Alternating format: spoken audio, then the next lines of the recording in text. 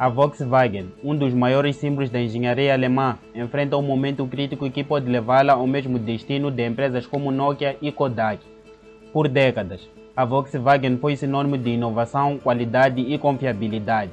Mas agora, a montadora está diante da maior crise da sua história. O declínio nas vendas, as dificuldades na transição para os veículos elétricos, a concorrência feroz das montadoras chinesas e a pressão política e trabalhista ameaçam o futuro da empresa. Como resultado, medidas drásticas estão sendo consideradas, incluindo o fechamento de fábricas na própria Alemanha, um evento que pode impactar profundamente não apenas a Volkswagen, mas também a economia da própria Alemanha. Diante deste cenário, surgem perguntas importantes. Como a Volkswagen chegou a este ponto? Quais foram os erros estratégicos que enfraqueceram essa gigante automotiva? Será que ainda há tempo para uma reviravolta? Bom, isso é o que eu te conto neste vídeo.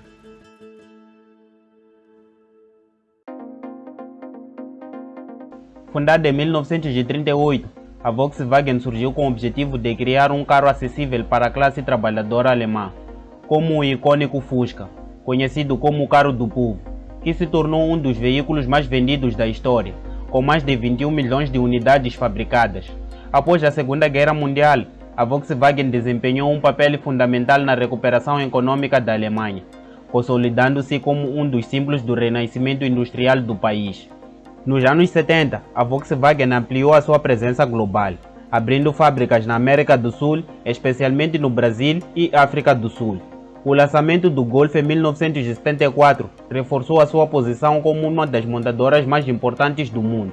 Nas décadas seguintes, a Volkswagen expandiu sua influência adquirindo marcas de luxo, como a Audi, Lamborghini, Bentley e Bugatti, e assumindo o controle da Porsche em 2012. Em 2017, a Volkswagen superou a Toyota e a General Motors, tornando-se a maior montadora do mundo, com mais de 10 milhões de veículos vendidos globalmente. Porém, em 2015, o escândalo do Dieselgate abalou a confiança na empresa, pois a Volkswagen havia instalado um software fraudulento em milhões de seus veículos a diesel para manipular os testes de emissões de poluentes nos Estados Unidos e na Europa. O programa fazia com que os motores apresentassem níveis muito baixos de poluentes durante os testes, mas na condução normal os veículos emitiam até 40 vezes mais gases poluentes do que o limite permitido. O escândalo veio a público após investigações da Agência de Proteção Ambiental dos Estados Unidos, desencadeando uma crise global para a Volkswagen. A descoberta afetou aproximadamente 11 milhões de veículos do grupo Volkswagen em todo o mundo, o que resultou em multas e recortes que custaram à empresa cerca de 30 bilhões de euros, além de vários processos judiciais em diversos países, o que levou à renúncia do CEO da Volkswagen, Martin Winterkorn, em 2015. O escândalo do Dieselgate marcou o início de um declínio que exigiria uma rápida transição para os veículos elétricos, um desafio para o qual a Volkswagen não estava totalmente preparada. Em resposta ao escândalo do Dieselgate, a Volkswagen anunciou em 2016 a linha ID, focada na produção e desenvolvimento de veículos elétricos. No entanto, o projeto encontrou vários problemas, principalmente no desenvolvimento de software. O modelo ID3, lançado em 2020, foi duramente criticado por falhas na interface do usuário e atualizações lentas. Já o ID7, com autonomia de 700 km, enfrenta dificuldades devido ao seu preço elevado, de cerca de 55 mil euros, o equivalente a 350 mil reais, tornando-se pouco competitivo frente a marcas como a BYD e Tesla, que oferecem carros tecnologicamente mais avançados a preços mais baixos. Para solucionar os problemas de software, a Volkswagen criou a divisão CARIAD em 2020, com o objetivo de desenvolver um sistema operacional para os carros do grupo Volkswagen e reduzir a sua dependência de fornecedores estrangeiros como a China e os Estados Unidos. Entretanto, a unidade acumulou atrasos e perdas bilionárias, estimadas em mais de 2 bilhões de euros, o que atrasou os lançamentos de modelos como o Porsche Macan EV e Audi Q6 e-tron. Enquanto isso, seus concorrentes como a Tesla e a BYD progrediram com sistemas mais eficientes e integrados. A crise da Volkswagen também se reflete em sua participação de mercado na China.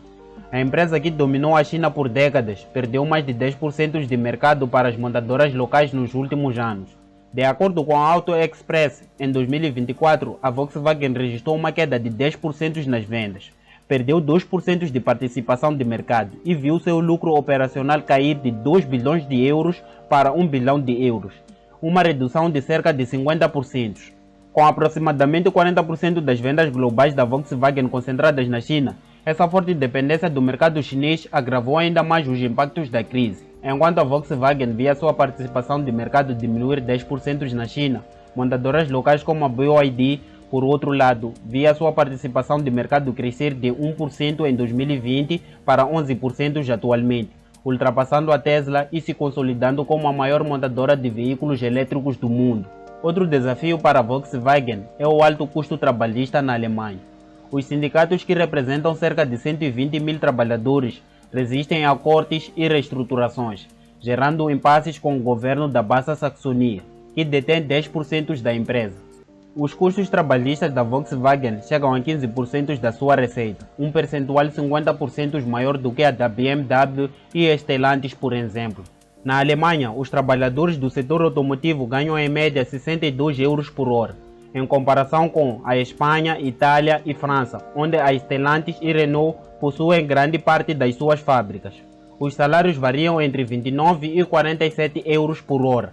Diante disso, a Volkswagen decidiu descontinuar a produção da versão a combustão do Golf a partir de 2027, transferindo a sua produção para a fábrica de Puebla, no México. Essa mudança faz parte de um plano para reduzir os custos e focar na produção de veículos elétricos. Com isso, a empresa estima que, com o plano aprovado em dezembro, permitirá reduzir os custos trabalhistas em 4 bilhões de euros por ano, dentro de uma meta de um total de 15 bilhões de euros anuais em cortes salariais.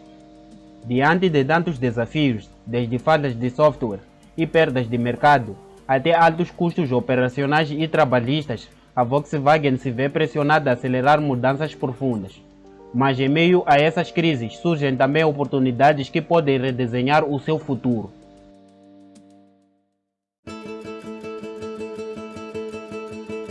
Apesar das dificuldades, a Volkswagen ainda é a segunda maior montadora do mundo e aposta em uma reestruturação para manter a sua relevância.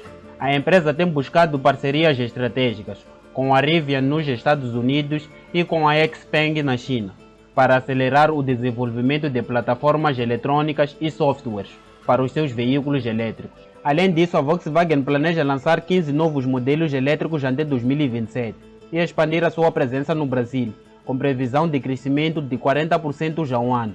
Entretanto, a dependência tecnológica da China ainda representa um risco, já que muitas montadoras ocidentais utilizam plataformas chinesas para os seus veículos elétricos.